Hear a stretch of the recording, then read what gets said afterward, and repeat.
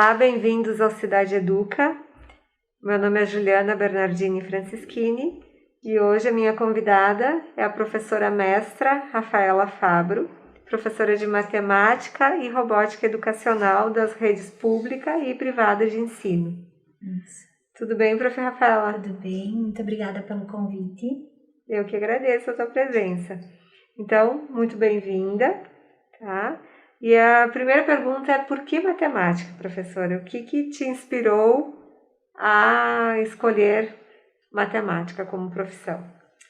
Na verdade, eu nunca quis ser professora. Eu sou filha de professora e tive uma professora fantástica no ensino fundamental, a professora Suzana, que foi minha professora de matemática, que despertou o gosto pela matemática. Quando eu terminei a 8ª série, então a minha mãe me disse: agora, ou tu faz magistério, porque ela não tinha como me ajudar a pagar a faculdade de arquitetura. Eu fiz o magistério, brigando com as minhas professoras, dizendo que eu não ia ser professora. E quando eu fui me inscrever para o vestibular, para arquitetura, eu vi que tinha pouca matemática. Eu acabei optando pela matemática, e com a matemática eu acabei trabalhando como professora.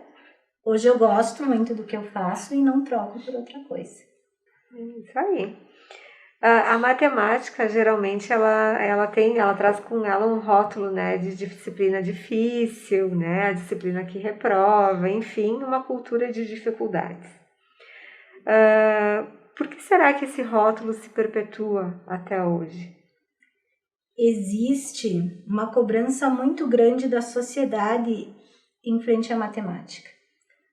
Numa entrega de boletins, eu sempre brinco que se o pai pega o boletim e tem lá um 18 em geografia, e não vou desmerecer a disciplina, porque eu sou professora de geografia, o pai diz: tudo bem, você vai ler um pouquinho mais, vai estudar um pouquinho mais, mas aquele 18 em matemática ou aquele 18 em português tem um peso muito grande, né?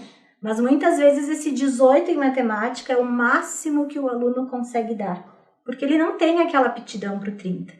Então aquele 18 é o 30 dele, é o máximo que ele conseguiu. Então os pais também precisam entender que existem as aptidões e que nem sempre o aluno vai ser o 30, que é o nosso máximo em tudo. Isso mesmo. A gente sabe que eu sou professora de língua portuguesa, né? Então eu costumo dizer que muitas coisas nós aprendemos por repetição. Por exemplo, eu aprendo a nadar nadando e treinando. Eu aprendo a cozinhar, não vai ser na primeira vez nem na segunda, eu tenho que repetir aquele prato até eu ficar boa naquele prato. Da mesma forma, para algumas coisas também eu acho que nas disciplinas, né, língua portuguesa, matemática, enfim, nós precisamos de exercícios, nós precisamos exercitar. De que maneira a gente pode conciliar esses exercícios, essas repetições, com conceitos que a gente pode utilizar na prática, no nosso dia a dia, no cotidiano, enfim, conceitos que os alunos podem levar para fora da sala de aula? Então, a matemática, assim como outras disciplinas, né, ela foi desenvolvida a partir de necessidades ao longo da história, né? Então, se tem aquele conteúdo é porque em determinado momento se teve a necessidade de estudar tal coisa. Então, acho que a primeira coisa é fazer com que os alunos entendam a aplicação deste conceito. Este conceito ele pode ser aplicado no nosso dia a dia ou não. A gente nunca sabe qual é a carreira que o nosso aluno vai seguir. E alguns conteúdos, embora eles não tenham uma aplicação prática, eles servem para desenvolver o raciocínio lógico. E isso, ao longo dos anos, vai fazer uma diferença. Ele vai conseguir, na hora de um problema pessoal, ter uma melhor rapidez para resolver, vai criar hipóteses para poder resolver esse problema, estratégias, e tudo isso se aprende dentro da matemática. Exercitando, né? Exercitando. Você é a favor dos exercícios repetitivos? Sim, eu acho que nem 8 e nem 80, né? A gente não pode deixar eles totalmente de lado, né? Porque eles são, sim, fundamentais, mas também a gente não precisa repetir 200 exercícios como se fazia antigamente. Então, a gente tem que entender o processo, tem que saber a aplicação, para na hora que for necessário, saber utilizar. O Brasil, ele ocupa a 57ª posição no ranking mundial de aprendizagem, tá? Na aprendizagem de matemática. Esses são números dados pelo PISA, que é o Programa de Avaliação Internacional de Alunos. Essa prova, que mede o desempenho de alunos em matemática, ela é aplicada para 65 países e o Brasil ficou em 57º colocado. Aí a pergunta que eu faço, e também outros dados, outros números dizem que o Brasil, ele fica aqui, vamos ver o número, 89% dos estudantes que chegam ao final do ensino médio, eles não aprenderam o mínimo desejável em matemática também. Então, esses números são de modo geral, né? No Brasil, a gente sabe que há diferenças por regiões e também há diferenças em relação a alunos de escola particular e escola pública. Mas, de modo geral, esses são os números. A que você atribui esse desempenho tão baixo em matemática? Eu acho que o primeiro ponto é a falta de apoio à educação. Nós temos muito pouco incentivo à educação no país, né? A partir do momento em que se cobrar dos nossos governantes e das próprias famílias que o aluno tenha um maior desempenho, a gente vai começar a ter melhores índices. Com certeza. Muito se atribui também esses números à falta de técnica didática dos professores, né? Então, assim, de modo geral, a culpa sempre é, entre aspas, do professor, né? Enfim, uma pedagogia ineficaz para ensino de conceitos abstratos, como a matemática, enfim. Além dessa metodologia, né, que, enfim, há também um desinteresse, né? Como você comentou agora, me parece que deve haver um maior incentivo, tanto por parte da escola como por parte da família. Então, eu sempre costumo dizer que a gente não ensina a quem não está a fim de aprender, né? Então, deve haver um interesse por parte do aluno. Ao que você atribui essa falta de motivação, essa falta de interesse? Será que a culpa é só da metodologia? Será que a culpa é só da pedagogia? Nós estamos numa região em que, graças a Deus, os nossos índices são muito maiores. Nossa cidade tem índices, no próprio IDEB, né, exemplares, né? Mesmo sendo de realidades diferentes, escolas públicas e escolas particulares, nós estamos numa excelente qualidade de ensino. Como tu mesmo mencionou, né, a gente só ensina quem tem vontade de aprender. Então, tem que ter esse incentivo, tem que ter essa motivação, né? Tem que ter práticas que façam com que o nosso aluno se sinta motivado a aprender. E eu acho que sim, que os professores estão preparados. Tanto é que no meio de uma pandemia, os professores se reinventaram. Eles estão filmando da sua casa, muitos estão usando o computador para as aulas remotas, em que antes utilizavam somente para digitar uma prova. Eles estão buscando outras maneiras de avaliar. Então, os professores têm sim feito a parte deles. Então, a gente precisa também, né, que o aluno corresponda a isso, né? Mesmo nesse momento difícil, a gente precisa da colaboração da escola, dos pais, dos alunos, de toda a sociedade. Isso aí, todos, né, cada um faz a sua parte e aí com certeza nós vamos melhorar esses números, esses índices, né? É o que se espera. O professor, de modo geral, ele utiliza inúmeras estratégias, né, metodologias, enfim, diferenciadas, mas ainda assim nem sempre ele consegue motivar esses alunos, né? é uma geração que gosta muito que quer respostas imediatas, que não tem muita paciência para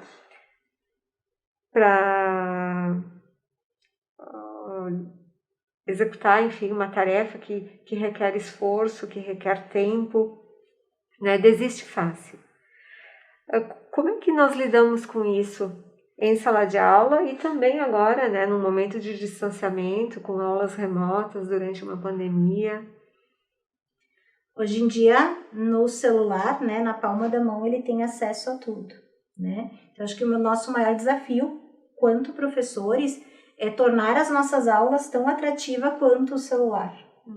E isso é um desafio muito grande, né? Porque ali ele tem acesso ao mundo. Então, eu tenho buscado estratégias com o uso de jogos ou de games que ele possa estar brincando ou interagindo com o material e, ao mesmo tempo, aprendendo, criando estratégias de resolução, montando, pensando, criando hipóteses para conseguir chegar e, ao mesmo tempo, revisando o conteúdo. Como é que são esses jogos? Eu já consultei o teu material, tem dominó, tem memória, tem bingo, enfim. Explica para as pessoas que não conhecem, porque é uma novidade, né? Então, eu tenho utilizado muito nas aulas os jogos.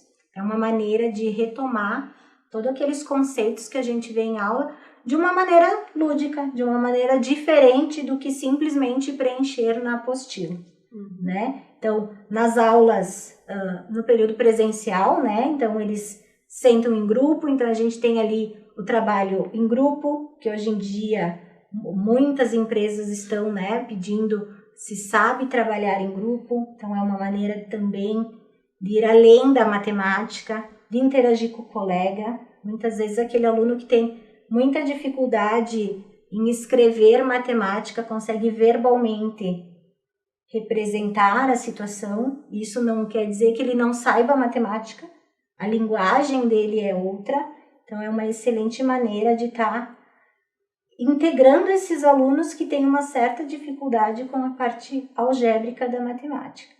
E agora nas aulas remotas, então, eu tenho utilizado também os games, mas de forma virtual. Então, através de jogo da memória, que eu mesmo desenvolvi, ou de desafios, eu fiz um game de futebol. Quem é a criança que não está com saudades, né, de jogar um futebol? Então, quando eles acertavam a resposta, eles marcavam um gol. Isso foi um sucesso, né? Eles vestiram a camiseta do time e vibraram bastante. Isso aí, foi muito, muito interessante. Eles gostam bastante, né? Eles aprendem brincando. Eles aprendem brincando. Isso aí, isso é muito importante. A matemática também envolve interpretação, né? Interpretação textual. E aí a gente sabe que a gente consegue ensinar matemática, consegue ensinar gramática, que é a minha área, né? Mas não é fácil ensinar interpretação.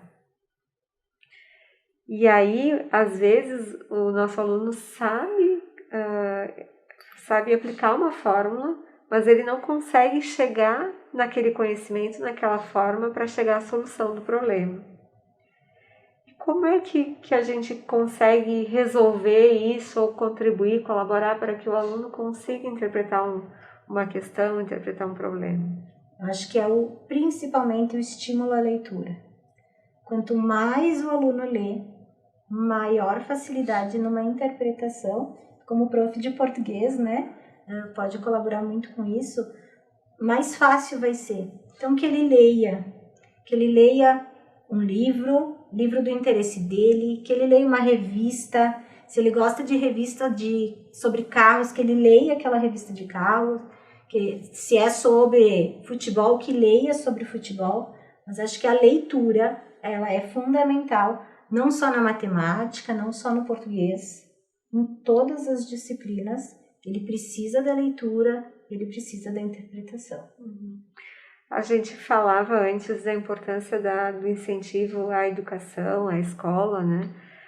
Me parece que o ensino fundamental é tão essencial para que a gente consiga internalizar, né, esses conceitos de lógica, de interpretação, de leitura de mundo.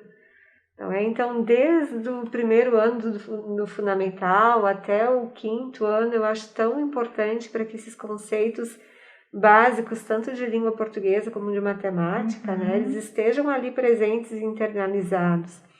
E muitas vezes é através da brincadeira, né? Isso. Eu costumo dizer que até quando uma criança classifica por cores ou por tamanho, maior, menor, né? Faz uma classificação ou faz uma seleção, isso já é o início de uma análise, de uma interpretação, de um conceito lógico matemático. O que você diria, enfim, em relação a esses conceitos iniciais que são tão importantes no ensino fundamental para que se leve para toda a vida escolar, né? Eu acho que a prática, né? Eu tenho trabalhado frações agora com o quinto ano, né? E eu pedi se eles já viram isso. E teve vários que me disseram, prof, na receita do bolo da minha mãe eu vi esse númerozinho em cima e esse númerozinho embaixo, que é a fração. Então, eles têm o visual deles, é muito presente, né? Então, a partir do momento que eles enxergam esse tipo de coisa, mentalmente fica gravado, né? Então, nós, profs, vamos buscar, então, tudo isso que eles têm na sua memória, né? Já dizia Ausubel, né? Eles têm os requisitos básicos, né? Para buscar, então, isso e trabalhar o que é necessário. Então, essa interpretação de mundo é fundamental na aprendizagem de matemática. Com certeza. Falando sobre avaliação agora, né? As escolas, de modo geral, precisam avaliar, até para medir até que ponto o aluno aprendeu, o que ele precisa ainda aprender. A nota é um indicador importante? Sim, eu acho que a nota é um indicador importante, mas a nota não pode ser uma coisa única. A gente não pode ter apenas uma prova como indicador da nota daquele aluno, né? Então, acho que a gente tem que utilizar diferentes instrumentos. Pode ser a prova, pode ser um trabalho, pode ser atividade no caderno, pode ser aquela atividade do jogo que eu mesmo falei, que se de repente lá na prova ele não conseguiu escrever, aquele momento é o momento que ele vai utilizar a linguagem para me mostrar que ele sabe, né? Então, é fundamental sim a nota. Eu acho que os pais também querem isso, né? É importante também para os pais saberem como o meu filho está, né? Então, acho que a nota ela é fundamental, mas ela vem recheada, né? Ela faz parte de diferentes atividades e não só uma. Professora, você também é prof de robótica educacional, então, assim, comente sobre a robótica educacional. Eu sei que muitas pessoas ainda não sabem o que é isso, não conhecem, né? Então, por favor, fale um pouquinho sobre a robótica. Eu trabalho já com a robótica já fazem uns 6 anos, tanto com o Lego como o Arduino, que são 2 kits diferentes de robótica. A robótica veio para ficar. Nós já temos na nossa cidade escolas que têm a robótica, mas ela está na BNCC para os próximos anos virar, sim, uma disciplina do currículo, uma disciplina obrigatória, né? E a robótica, ela é maravilhosa para trabalhar e para mostrar esses conceitos matemáticos tão fundamentais. Então, por que não falar em ângulo, utilizando um robô que vai fazer um giro? O aluno, além de programar para isso funcionar, ele vai enxergar esse ângulo, né? De trabalhar medidas, de trabalhar lógica de programação, que quando a gente trabalha lógica, desenvolve todo um raciocínio lógico. E ela vem não só para matemática, né? Ela vem para todas as disciplinas, porque a gente pode construir um robô e o português fazer a propaganda desse robô, a artes fazer um slogan, a história trazer toda a revolução industrial, né? Então a robótica vem para ficar, vem como muito forte agora, e nossa cidade já está, né, utilizando em diversas escolas, inclusive a prefeitura tem o centro de robótica na cidade. Ótimo, muito bom. A robótica, de modo geral, então, requer pessoas, né, que tenham iniciativa, né, para que consigam buscar soluções que sejam dinâmicas, que sejam criativas para algum problema que está posto ali. A robótica educacional, ela é atrativa para todos? Assim, de modo, a gente sabe que alguns alunos têm mais habilidade para matemática, alguns têm mais habilidade para linguagens, né? Enfim, outro para artes, enfim. Será que atrai, pode ser aplicado em qualquer disciplina, várias disciplinas, enfim, mas será que é para todos? Será que todos têm esse interesse? Eu acho que num primeiro momento, por ser diferente, ela atrai a todos. Pode ser que com o passar, né, dos meses, ela como disciplina, alguns alunos digam não, isso não é para mim. Como, por exemplo, o português, né, já que eu sou prof de matemática, não é, né, o meu forte. Mas, mesmo assim, eu preciso dele, né? Então, a robótica vem para desenvolver aquelas habilidades que as empresas exigem hoje em dia. O raciocínio lógico, o trabalhar em equipe, a criatividade, né? O resolver problemas, né? Então, ela vem para integrar todas as disciplinas que a gente tem hoje no currículo. Nossa, é sensacional, né? Eu acho que, de modo geral, os alunos ficam muito entusiasmados porque, de fato, eles veem uma aplicação de tudo aquilo que eles aprendem em conceitos, né? Isso. É uma materialização dos conceitos que muitas vezes para eles são abstratos, né? Enfim. Também gostaria que falasse um pouquinho sobre a contribuição da gamificação na aprendizagem. Nós sabemos que hoje os nossos jovens, eles gostam muito de jogos online, de games, né? E poder introduzir conceitos matemáticos nesse mundo em que eles estão inseridos, nossa, é uma contribuição muito boa. O que você, que é da área, que trabalha com isso, teria a nos dizer? Então, a gamificação, ela é uma metodologia de ensino que utiliza, então, os jogos, né, para resolver desafios matemáticos, né? Então, eu tenho utilizado muitos desses jogos, né? Eu fiz a brincadeira do estoura balão virtual com os alunos. Então, a gente vê essa brincadeira em programas de televisão que o balão vai enchendo até que chega um momento que ele estoura. Então, ali o objetivo é eles responderem a maior quantidade de perguntas possíveis antes do balão estourar. Isso foi virtual. É a mesma prática que a gente faz lá na apostila de resolvam a página tal até tal hora de uma maneira diferente. E só estando ali de uma maneira diferente já faz com que o aluno se sinta motivado em fazer a atividade. Então, tem todo o conteúdo matemático, sim, colocado de uma outra forma. Então, a gente tem a aprendizagem do conteúdo, tem a concentração para não errar, porque senão o balão esvazia, né? Tem diversos conceitos ali envolvidos. Quando a gente fala de cronometrar, né? Resultado, resposta. Por que esse tempo de resposta é tão importante em matemática? Eu sei que eu tenho uma prima que mora nos Estados Unidos e os filhos dela, quando fazem as tarefas de casa, de matemática tem que ser cronometrado. Então, os pais ou a criança mesmo tem que registrar em cronômetro quanto tempo ela leva para resolver aquele problema, aquele exercício, porque eles treinam quanto mais rápido, melhor. Né? E trazendo essa relação para o nosso dia a dia, né? Quantas vezes a gente recebe um problema, né? Na empresa, em casa, e diz, tem até amanhã para resolver.